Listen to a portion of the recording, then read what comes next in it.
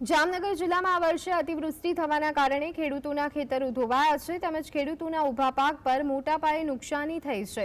ત્યારે રાજ્ય સરકાર દ્વારા ખેડૂતોના પાકને થયેલી નુકસાનીની સહાય આપવા માટે હાલ સર્વેની કામગીરી હાથ ધરવામાં આવી છે। જિલ્લામાં કુલ 418 ગામ આવેલા છે। 418 ગામોની વચ્ચે હાલ સર્વેની ટીમ ઉતારવામાં આવી છે, જેમાં કુલ 47 ટીમો સર્વેની કામગીરી કરી રહી છે।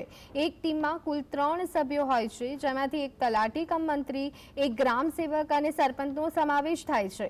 અત્યાર સુધીમાં માત્ર 50 ગામનો સર્વે પૂર્ણ થયો, હજુ પણ 368 ગામમાં સર્વેની કામગીરી બાકી છે।